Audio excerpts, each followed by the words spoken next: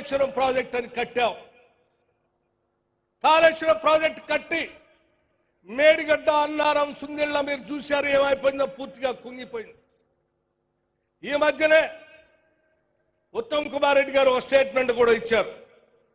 అయ్యా, మీ కాళేశ్వరం పనిచేయకపోయినా, మేడిగడ్డ, అన్నారం, సుందిళ్ళ కుంగిపోయినా, అందులోంచి చుక్క నీళ్లు తీసుకోకపోయినా మా ప్రభుత్వం ఒక పకడ్బందీ ప్రణాళికతో గతంలో కట్టినటువంటి అనేక ప్రాజెక్టు ద్వారా ఎస్ఆర్ఎస్పి కానీ, కడెం కానీ, శ్రీపాద ఎల్లంపల్లి కానీ, లేకపోతే మిడ్ మానేర్ కానీ, లోయర్ మానేర్ లాంటి అనేక ప్రాజెక్టుల ద్వారా చివరికి దేవాదులు లాంటి వాటితో తీసుకున్నటువంటి ప్రణాళికాబద్ధంగా జాగ్రత్తగా పనులు చేస్తే దాదాపు 66,77,000 ఎకరాల్లో వరి సాగు చేస్తే 153 లక్షల టన్నులు అత్యధికం ఈరోజు రాష్ట్రంలో ఉత్పత్తి జరిగింది.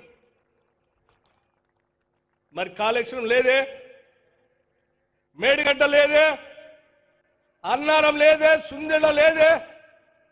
మీరు 1,25,000 కోట్లు తీసుకొచ్చి దాంట్లో పోసి కడితే అది పనికి రాకుండా పోయినా ఇవాళ ప్రణాళికాబద్ధంగా మా ప్రభుత్వం ఆలోచన చేసి పండిస్తే మీకంటే ఎక్కువ, మీ 10 ఏళ్ల సమయం కంటే ఈరోజు మా రాష్ట్ర ప్రభుత్వం హయాంలో సూచనల ప్రకారం అత్యధిక ధాన్యం పండిస్తే ఒక ఆయన అంటాడు, నేను రోడ్డు మీద పోతాం ధాన్యం కొనుగోలు చేయట్లేదు అంటాడు.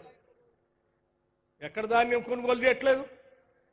పకడ్బందీగా అత్యంత ప్రణాళికాబద్ధంగా కొన్ని వేల సెంటర్లో ధాన్యం కొనుగోలు సెంటర్ని ఐకేపీ సెంటర్ల ద్వారా ప్రారంభోత్సవం చేయటమే కాకుండా మీలాగా నెలల తరబడి డబ్బులు ఇవ్వకుండా వారం రోజుల్లోనే వాళ్ళ ఖాతాలోకి డబ్బులు వచ్చేటట్టుగా కూడా చాలా స్పష్టంగా ఈనాటి ప్రభుత్వం చేసి ముందుకు పోతాం. ఇది కాంగ్రెస్ ప్రభుత్వం రైతుల కోసం ఆలోచన చేసినటువంటి ప్రభుత్వం. ఇంకో ఆయన అంటాడు, నేను ఉద్యమం చేస్తా బయటకు వచ్చి.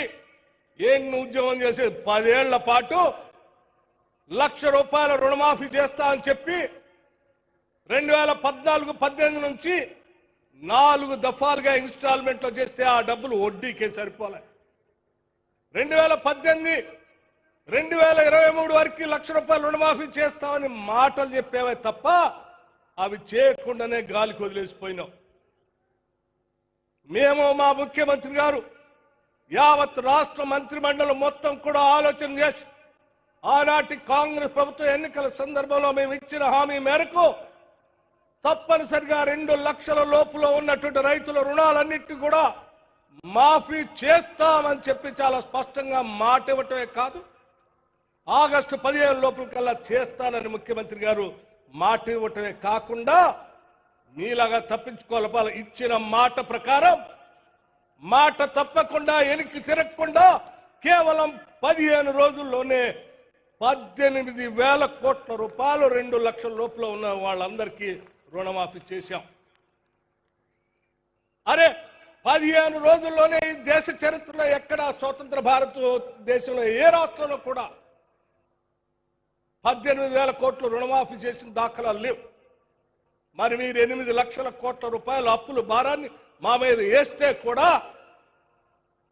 మేము రైతులకు మాట ఇచ్చాం కాబట్టి తప్పనిసరిగా చేయాలని ఆ 18,000 కోట్లు చేస్తే సంతోషించి రైతుల పక్షాన నిలబడి ఈ ప్రభుత్వం చేస్తుంది కదా అని సమర్థించాల్సింది పోయి మేము ఇంకా ధర్నాలు చేస్తాం లేకపోతే ఇంకేదో చేస్తామని చెప్తున్నావు. నువ్వు ధర్నాలు చేయటానికో లేకపోతే ఇంకోటి చేయటానికి రాష్ట్ర ప్రభుత్వం చూస్తూ ఊరుకోవటానికి సిద్ధంగా లేదు. ఏ ఒక్క అంశాన్ని కూడా మేము వదిలిపెట్టాం. మేము ఇచ్చిన మాట ప్రకారం అన్ని చేసుకుంటూ పోతూనే ఉంటాం. మీలాగనే మేము కూడా ఉంటామని మీరు భావిస్తే పొరపాటు. 18,000 కోట్ల రూపాయలు ఇచ్చిన తర్వాత కొద్ది మందికి రేషన్ కార్డు లేకనో, ఆధార్ కార్డు తప్పిపోయో, లేకపోతే బ్యాంక్ అకౌంట్ తప్పిదం వల్ల వాటి వల్ల కొద్ది మంది ఆగిపోతే ఇయ్యలేదు, మీరు మాట తప్పారు, మీ మీద ఉద్యమం చేస్తా ఉన్నారు. ఎందుకు చేస్తావయ్యా?